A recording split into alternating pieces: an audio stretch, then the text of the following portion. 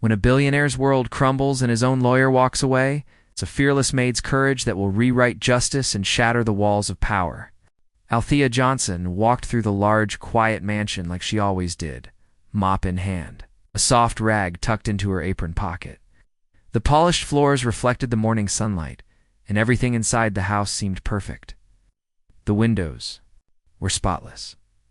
The curtains hung evenly. The vases stood straight. But no one noticed the maid behind it all. She was like a shadow moving through the grand hallways, present, yet invisible. Althea had worked in Charles Whitmore's house for 3 years. Every day she cleaned, dusted, mopped, scrubbed, and served. The mansion had more than 30 rooms. But she knew every corner like the back of her hand. She rarely spoke unless spoken to, and she kept her head down. The staff barely knew her name, and Charles himself had only exchanged a few short words with her in all that time. Still, she listened. She observed. She remembered. Though her uniform and quiet manner made people think she was just a simple maid, Althea carried a secret. Years ago, before she ever picked up a mop, she had been a law student. She was bright, determined, and full of promise. Professors called her one of the sharpest minds in her class. But life had different plans. Her mother got sick, or younger. Brother got into trouble. Bills piled up. Scholarships weren't enough, and she had no safety net. She dropped out of school, took care of her family, and started taking whatever job she could find. Cleaning was steady work. It paid the rent and kept food on the table. So she cleaned. But she never let go of her dream. Every night, after her long shifts, she would curl up with old legal textbooks, reading cases by flashlight in her small bedroom. She didn't watch much TV. She didn't party. She didn't complain. She read about justice, studied courtroom strategies, and followed real-life cases online. The law still lived in her heart, even if the world had taken the courtroom. Away from her, Charles Whitmore, the man she worked for, was known everywhere. A tech genius turned billionaire, he had created software that changed the way people communicated and did business. His face was often on magazines, his speeches quoted in newspapers, and his company valued at billions of dollars. A loud man, in fact, he barely spoke to anyone. He lived a quiet life behind gates, only seen during big business events or award nights. Most people didn't know him personally, but they respected his brilliance. To Althea, he was just Mr. Whitmore, the man whose home she cleaned.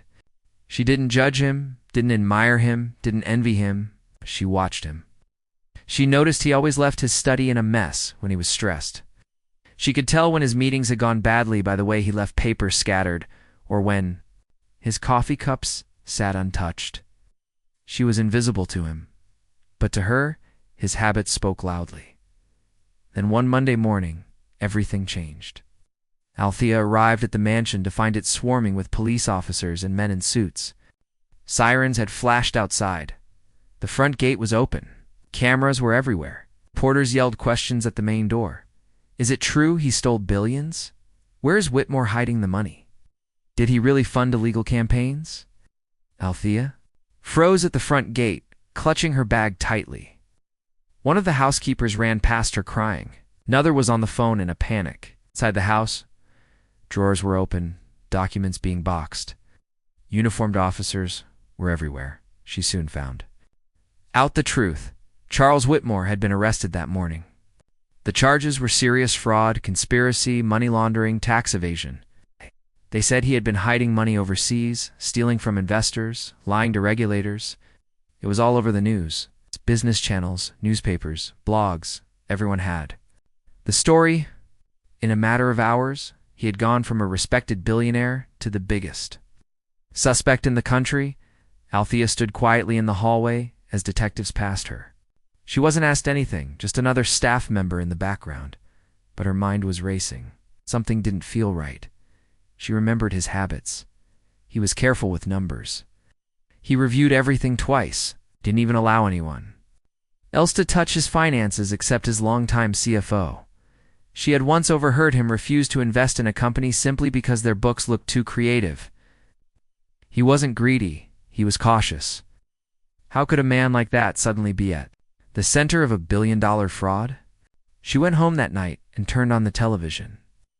The news anchors were wild with theories. They said he had betrayed everyone. They said he had built his empire on lies. They showed clips of angry investors and former employees. Even some celebrities who once praised him now acted like they never liked him. But something inside, Althea kept whispering, "This isn't the whole truth."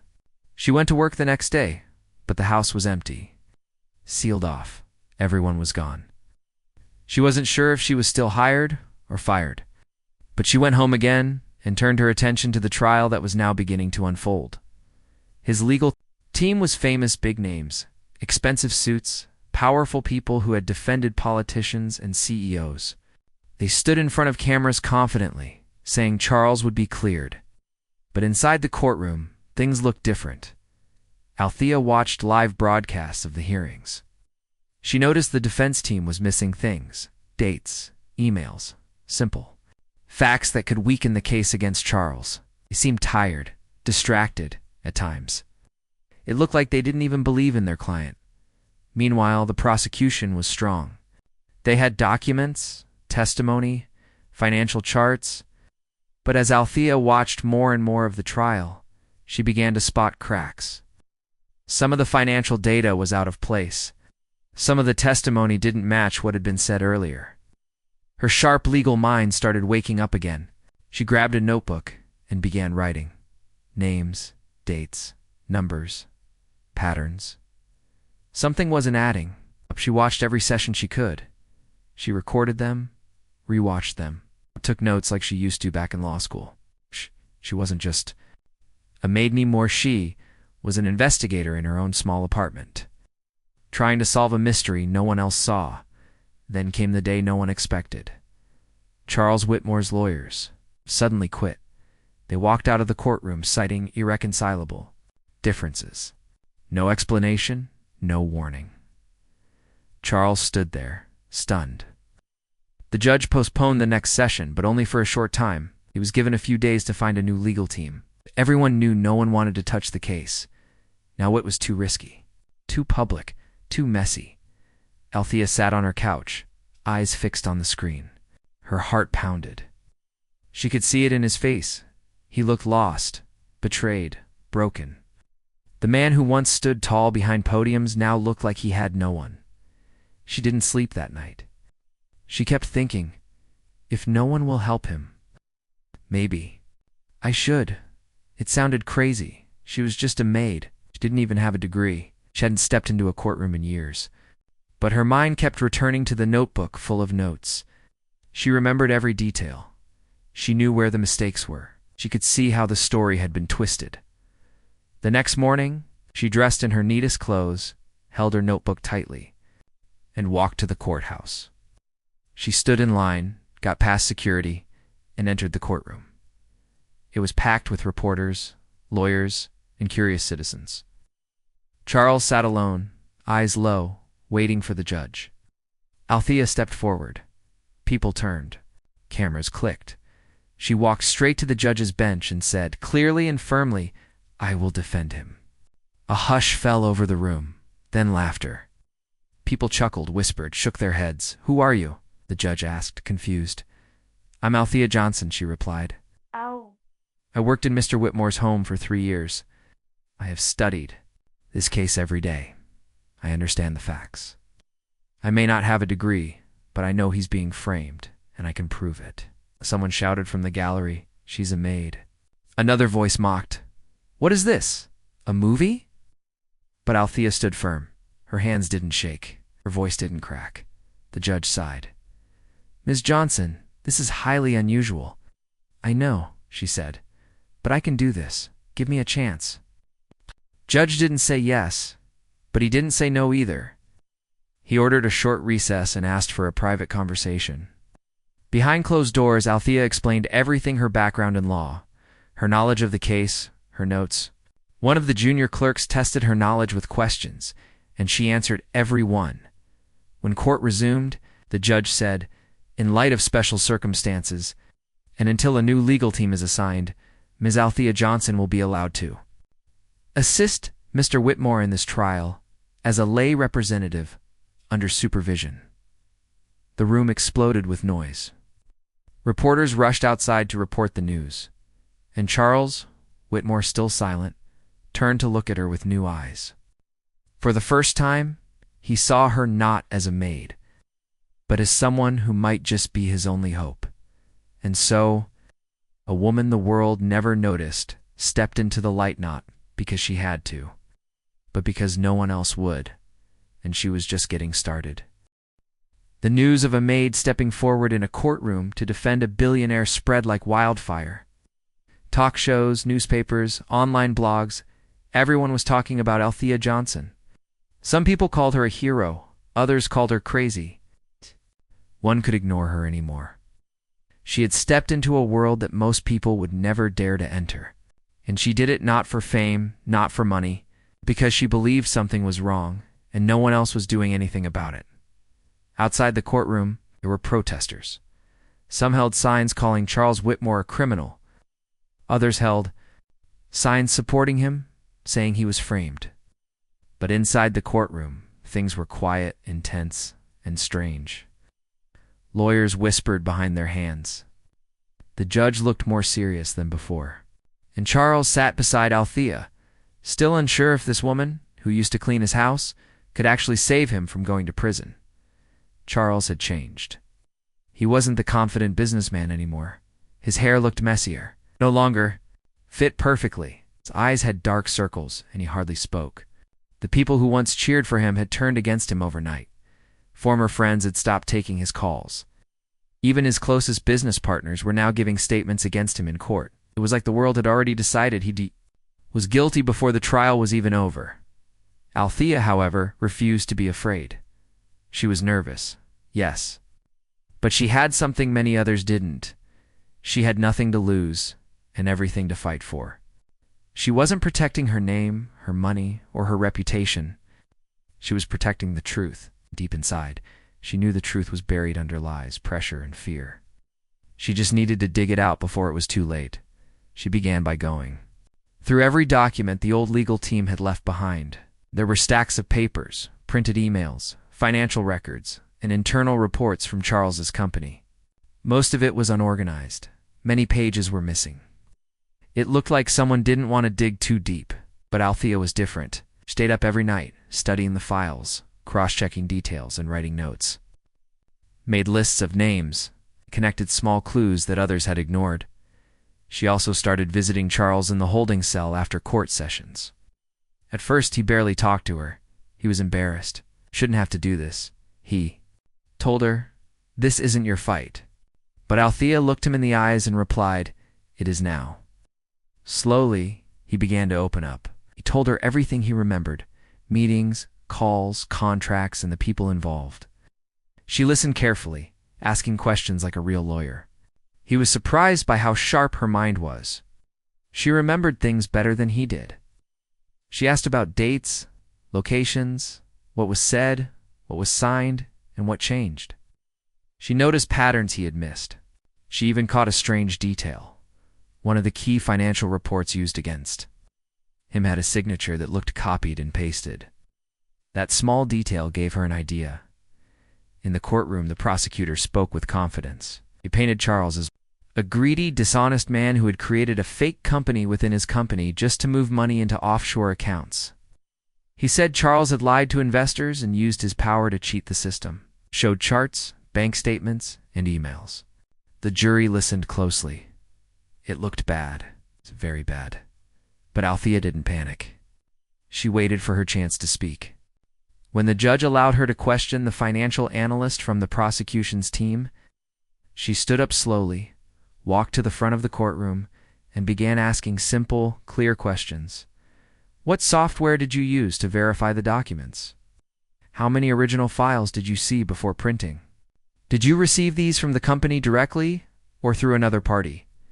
The witness hesitated, stumbled through his answers. The jury started to take notice. Althea was polite but firm. She kept her tone calm, but her questions were like sharp needles. She pointed out that one of the files used as evidence had a missing page number. Another had 2 different fonts, even though it was supposed to be a single report. The courtroom grew tense. People leaned forward in their seats the next day. Althea asked for time to present a short statement. The judge allowed it. She walked to the front again, holding a few printed pages, and said, "Ladies and gentlemen, I may not wear a suit, and I don't have a fancy law degree, but I do know when something doesn't make sense. Look at these numbers. This report shows a bank transfer made on February 4th, but the bank account it came from wasn't even opened till March. That's like saying someone used a phone before buying it. This isn't just a small mistake." Impossible. She handed the papers to the jury. Even the judge raised his eyebrows. The prosecutor objected, saying the documents were misunderstood. But Althea stood her ground. If these reports are wrong, how many other pieces of evidence are false too? That day, the media started to change its tone. Reporters outside the courthouse said things like, "The Maid-turned-legal defender is starting to shake the case." People online were calling her the real deal. She still had many doubters, but she was no longer being ignored. Inside the courtroom, the mood began to shift.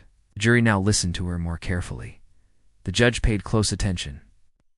Prosecution looked less confident, and Charles, for the first time in weeks, he began to sit a little straighter. He watched Althea with amazement. This woman, who had once quietly dusted his bookshelves, was now making his accusers nervous. But things didn't get easier. In fact, they got harder. Althea received threats. Strange men followed her on her way home. Her apartment was broken into, nothing stolen, just papers thrown everywhere. She didn't stop.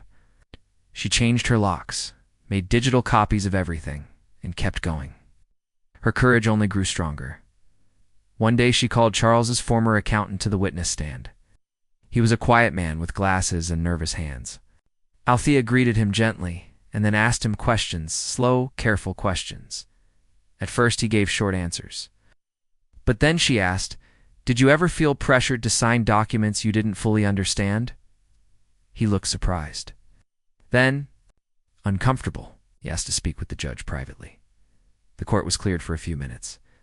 When they returned, the judge announced that the witness would testify again the next morning with new information. That night, the news broke. The accountant had confessed that someone from outside the company had paid him to sign altered financial documents. He didn't know who it was exactly, he only knew it came through a third-party law firm. That revelation was a bombshell. Suddenly, the entire story started to unravel. Althea had hit a nerve. The judge ordered an internal review of the documents, submitted by the prosecution. More inconsistencies were found. A few of the digital files were traced back to a computer that didn't even belong to Charles's company. Someone had planted false evidence. Althea pressed further. She dug into company records, contacted old employees who had been fired just before the scandal, found one brave woman, a former secretary, who agreed to talk. She said that before the company's downfall, there had been pressure from a group of board members to push Charles out. He had refused a deal that would have made the company go public, and some powerful investors didn't like that. It became clearer by the day. Charles Whitmore had been targeted. He wasn't the criminal, he was the victim of a setup. The story took a wild turn. Now the people who once accused Charles were being investigated. Some refused to comment. Others hired their own lawyers. The courtroom was now filled with tension, fear, and unexpected twists. And Althea, she kept moving forward. She never shouted. She never lost control. She stayed steady, respectful, and razor-sharp. Her confidence grew. She started to believe, not just that Charles would be saved, but that she had finally found the purpose she had been searching for. Charles started speaking more too. He told her about things he hadn't shared with anyone, his fear, his shame, his loneliness. He thanked her not just for defending him, but for believing in him when no one else did. Althea smiled and replied, "Everyone deserves someone in their corner."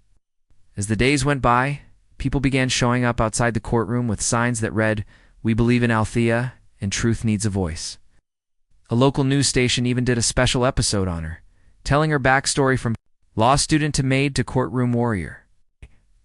Her phone was flooded with messages. Law professors emailed her saying she was doing what many trained lawyers had failed to do. Still, she stayed focused on the case. She knew the biggest fight was still ahead. The courtroom wasn't won yet, but piece by piece she had begun to break the chains of lies that had trapped an innocent man. And in doing so, she was also breaking the chains that had held her back for years, from invisible maid to fierce defender. Althea Johnson was not just changing one man's fate, she was changing her own. The courtroom had started to change. People no longer looked at Althea Johnson with disbelief. They had stopped laughing. They had stopped whispering behind her back. Now, every time she walked through the courthouse doors, people turned to look, some with curiosity, some with respect, and some with admiration. She wasn't just the maid who stepped up anymore. She was now the woman giving the legal system a lesson in courage, truth, and determination inside the courtroom. The atmosphere was different too. What once felt like a hopeless space for Charles had now become a battlefield of truth, and Althea was leading the charge. She had already revealed cracks in the prosecution's case. She had shown the jury that some documents were fake, some witnesses had lied, and some financial reports didn't match up. But she knew this was just the beginning. A lot more had to be done. There were still unanswered questions. There were still powerful people behind the scenes trying to make sure Charles went to prison. Each morning, Althea came to court early. She brought her worn-out notebook filled with facts, dates, names, and connections she had found. She often sat alone, reading over her notes until the courtroom filled. The judge now looked at her with serious eyes. The jury listened closely. Even the prosecutor had started to choose his words more carefully, realizing this woman, in simple clothes, wasn't just lucky. She was smart, focused, and dangerous to their case. Althea knew that she couldn't just defend Charles anymore. She had to go after the truth with both hands. And that meant finding the people who wanted to silence him, the ones who had something to gain if Charles lost everything. She started to investigate not just the legal documents, but the people involved in creating them. Who were they? Where did they come from? Who paid them? In the evenings, she visited old employees of Charles's company, some who had been fired, others who had resigned under pressure. Many were scared to talk, but a few agreed to meet her in private. Some gave her small but important pieces of the puzzle. One former accountant told her that weeks before the financial scandal broke, a group of external consultants had come into the company and started changing internal records, and employees questioned the changes. They were told it was above their level. Another man told her that files had been deleted remotely from the company's server at night, which wasn't part of any normal operation. Althea collected every detail. She made calls, visited places, and dug through digital trails. She learned about a small law firm that had quietly handled documents between one of the company's ex-board members and an outside investor. When she checked their history, she found something that made her heart race. The same law firm had been involved in multiple corporate takeovers in the past, often in cases where CEOs were suddenly removed or accused of wrongdoing. She knew she had something big, but to bring it into the courtroom, she needed to be careful. She couldn't throw out wild accusations. She needed facts, solid proof. So she returned to court the next day with a quiet plan. That morning, she called one of the company's its specialists to the stand. He was nervous, but agreed to testify.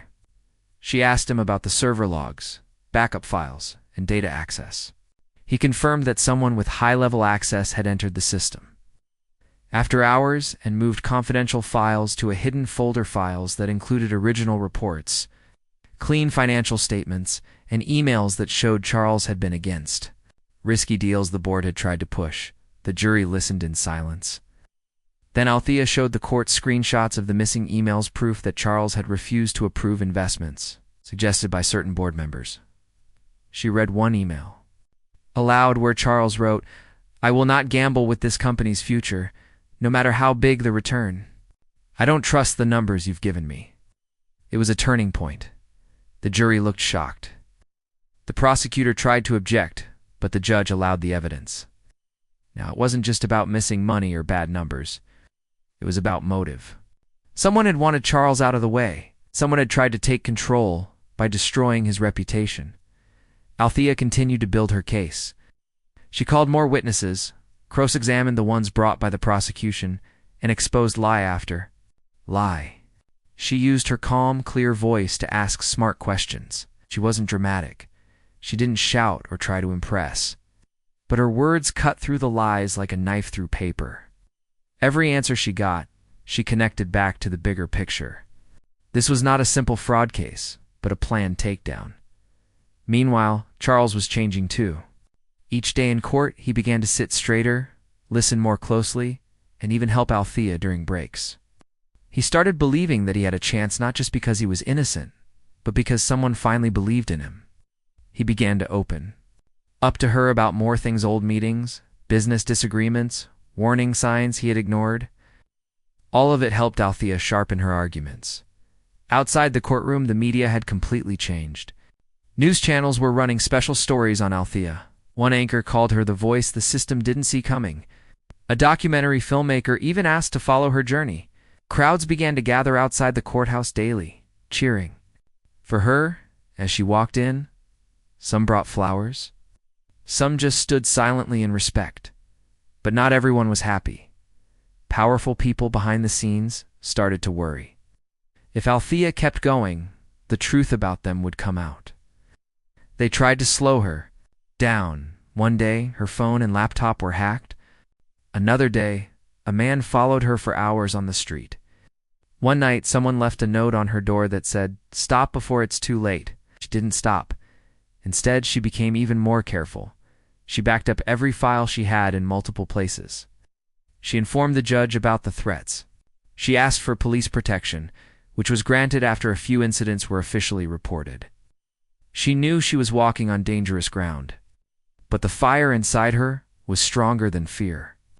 She had come too far to turn back now. Then came the biggest moment of the trial so far. Althea called a surprise. Witness a private investigator she had quietly hired with help from a small donation fund set up by supporters. The investigator had traced the money trail from the false documents and discovered that a shell company, one with no real office, no staff, and no real business, had received large payments just before the case against Charles began. That company, as it turned out, was owned by a trust linked to one of the board members who had pushed for Charles's removal. Althea presented the bank records. She showed transfers, dates, ownership documents, and emails linking the shell company to false evidence. The courtroom was frozen. Even the prosecutor looked stunned. She turned to the jury and said this wasn't a mistake. This was an ambush. Mr. Whitmore didn't steal anything. It was stolen from his company, his name, his life. The silence in the courtroom felt like the pause before thunder. Even the judge leaned back in his chair, rubbing his chin. He called for a break to review the new evidence privately. During the recess, Charles sat beside Althea and whispered, "You've done more for me than anyone ever has." She smiled gently and said, "Justice doesn't care about who you are. It cares about what's right. That's all I'm trying to prove." The next day, the courtroom was packed to the brim. Everyone wanted to see what would happen next. The judge made a powerful statement. The evidence had raised serious questions about the integrity of the prosecution's case. He warned both sides to prepare for an extended trial, and he allowed Althea to continue presenting her findings, even granting her more access to internal documents and witness lists. That decision was rare, and it was a huge win. Now, with more legal access, Althea dug even deeper. She found even more proof of internal betrayal, including a recording from a boardroom meeting secretly kept by a former assistant, where one board member said, "If Charles won't play the game, we'll push him out another way." By piece, the truth was being revealed. The setup was real. The lies were deep. But Althea was breaking through all of it with nothing more than her mind, her heart, and her will. For Charles, each day in court now felt like air was slowly returning to his lungs. He watched the woman who had once been unnoticed in his mansion now stand at the front of the courtroom and fight battles he never thought she would. He couldn't believe she'd been right there the whole time, cleaning his home, picking up his trash, wiping down tables while carrying the power to save his life inside her. Althea didn't do it for praise. She didn't care about fame. She did it because someone had to, because too many people had stayed silent, because deep down, she'd always been a fighter, even when the world didn't see her, and now she was finally being seen. The fight. wasn't over, but the tide had turned. The girl who never got her law degree was now teaching the courtroom what real justice looked like. Althea Johnson had done what many thought was impossible. She stood inside a courtroom, a former maid without a law degree, and turned the biggest financial trial of the decade upside down. The judge had just allowed new evidence that proved someone was trying to take down Charles Whitmore, the billionaire she was defending. Every day she came to court, more people gathered outside, cheering, clapping, hoping for justice. But the truth wasn't fully revealed yet. There were still secrets. The most dangerous ones were the ones hiding in plain sight. Althea didn't take any of this lightly. She knew the courtroom was just one part of the fight. The bigger battle was happening behind closed doors, in quiet phone calls, in sealed files, in the minds of powerful people who didn't want the truth to come out. She had made them uncomfortable. When powerful people feel threatened, they don't stay quiet, they strike back. But Althea was ready. She'd come too far to give up now. Late one night, she sat at her kitchen table, surrounded by files, papers, sticky notes, and her old law books. She barely slept anymore. Her eyes were tired, her back ached, and her hands were full of ink marks. But her mind was sharp. She kept asking herself the same question over and over again. Who really wanted Charles out of the way? And why? That's when she remembered something small, something Charles had said weeks ago. During one of their talks, I refused to sign a deal that would have made billions, but it felt wrong. That single line stayed in her head. What deal was he talking about? Who offered it, and what made it feel wrong? The next morning, she asked Charles to explain. Hesitated at first, but then he opened up. About a year before the scandal, he was approached by a group of international investors. They wanted to merge his tech company with a foreign data firm. The deal would have created one of the largest digital platforms in the world. On paper, it sounded great. But Charles said something about the deal didn't sit right with him. Their numbers were too perfect, their promises too smooth, and most importantly, they wanted him to step down as CEO right after the merger. He refused. 2 weeks later, strange problems started appearing. Leaks in the press. Employees being fired without his knowledge. Board members turning cold. Then the legal trouble began. Althea felt a chill run down her spine. This was it. This was the key. She asked him for the names of everyone involved in that deal. When she had the list, she started digging again. She stayed up all night researching. Names, checking company histories, tracking business ties. She found out that one of the board members, who had secretly supported the merger, had also met with one of the prosecution's expert witnesses 3 months before the trial began. That was a conflict of interest. It was suspicious. But it got worse. She traced ownership of one of the shell companies used to create fake documents. It was hidden through multiple layers of fake firms, but eventually she found a connection. Holding company in the Cayman Islands, run by the brother of one of the investors who pushed for the merger. Althea couldn't believe what she was seeing. These people had planned everything. They wanted Charles to either agree to their deal or be destroyed. And when he refused, they took the second option. They created false documents, paid witnesses, manipulated public opinion, and used the legal system to bring him down. She took all this to the judge. At first, the judge was skeptical. But Althea showed the documents, explained the connections, and provided timelines. The judge allowed a deeper investigation, and suddenly, subpoenas were sent out to high-level individuals. Bank records were demanded. Emails were traced. More files were unsealed. The truth started pouring out like water through a broken dam. One of the expert witnesses admitted under pressure that he had been paid by a third party to testify. Another witness said he was offered a job if he testified against Charles. And then, one of the biggest breaks came when a former executive at the data firm came forward anonymously. He said he had attended a secret meeting where they planned to remove Charles by any means necessary. This wasn't just a courtroom drama anymore. This was a scandal that involved international business, fraud, corporate greed, and betrayal. Althea's face was now on every news channel. People around the world followed her story. Students in law schools studied her strategy. Activists praised her for exposing corruption. She was invited to speak on TV, but she turned down most interviews. Her focus remained on one thing: the courtroom. Charles watched her with awe. He had once been the boss, the man with power and money.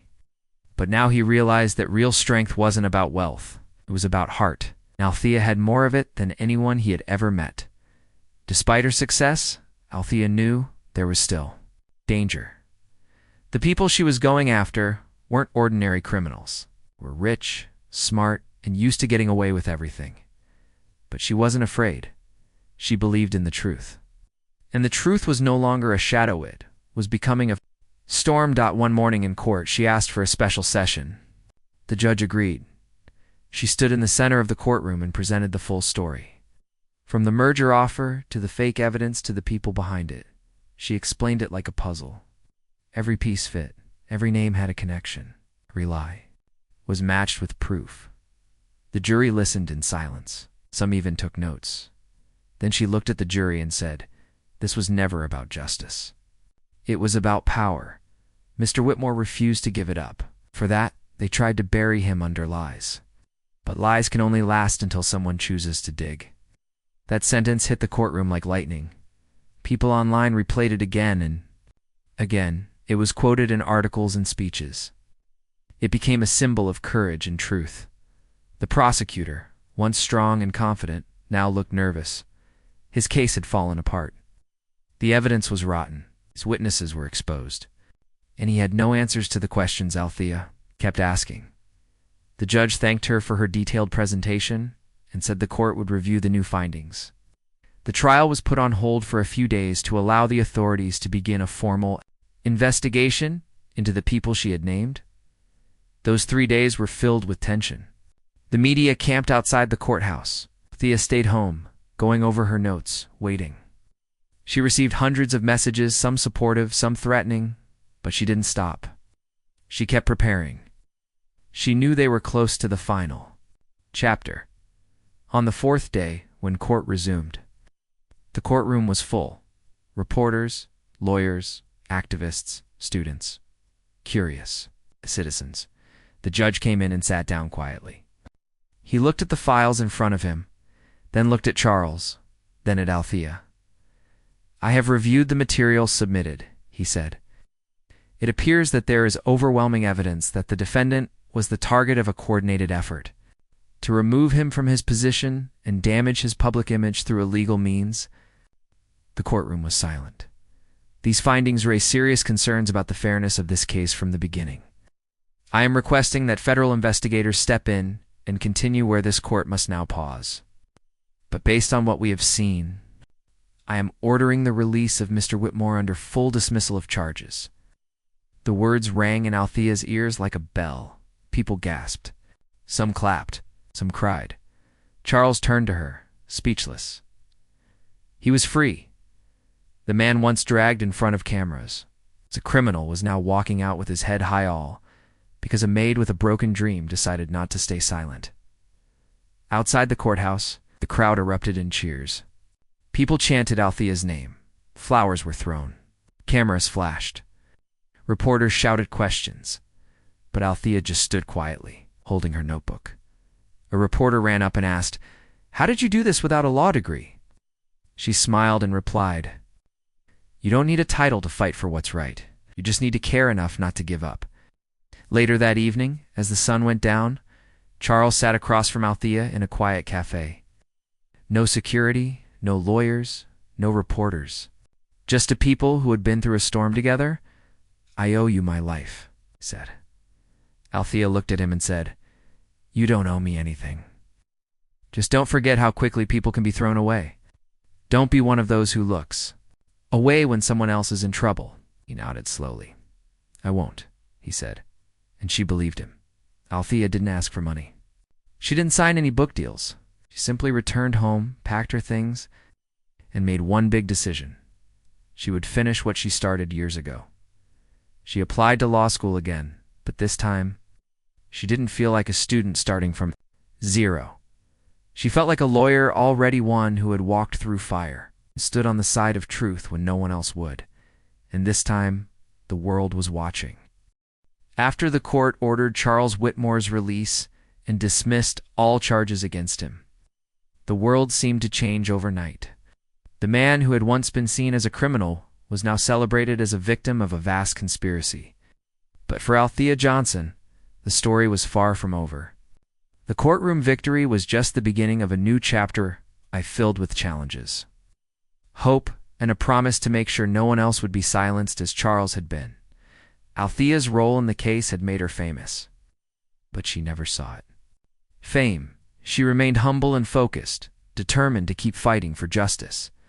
The media wanted to label her a hero, a miracle worker, even a symbol of change. Yet Althea knew the truth. Her success came from listening, learning, and refusing to give up. She wanted others to understand that anyone could stand up, no matter where they started. In the days following the court's decision, Althea and Charles met frequently. Their relationship had transformed from employer and employee to that of allies, friends, and partners in a bigger mission. Charles, once distant and guarded, now shared openly about his past mistakes, his fears, and his hopes for the future. He was grateful, but also determined to use his wealth and influence for good. Together, they began discussing ways to expose the corruption that had almost destroyed him. The names and connections Althea had uncovered weren't going to disappear. Just because Charles was free, powerful people involved in the plot still roamed the business world, ready to manipulate, cheat, and betray others. The question was how to stop them. Althea proposed starting a foundation, a group dedicated to helping those who were wrongly accused, those who had no voice in the justice system. Charles agreed immediately and promised funding. Out. The foundation's mission was clear: to investigate cases of injustice, provide legal help to the powerless, and expose corruption wherever it hid. Building this foundation wasn't easy. It took months of planning, hiring the right people, and reaching out to experts in law, finance, and technology. Althea became the face of the organization, traveling to conferences, giving speeches, meeting victims of injustice from all walks of life. Every story she heard reminded her why she had fought so hard. It wasn't about Charles anymore. It was about every person who had been ignored or betrayed by the system. As the foundation grew, so did Althea's confidence. She went back to school to finish her law degree, now fully committed to becoming a lawyer, not just in name, but in skill and heart. She was no longer the maid who dusted furniture and cleaned floors. She was a fighter, a leader, and a beacon of hope. Her journey inspired many. Young women from her neighborhood looked up to her, believing that if she could break barriers, so could they. Spoke at schools, encouraging students to dream big and work hard. She reminded them that their past didn't define their future. Meanwhile, Charles worked to rebuild his company's reputation.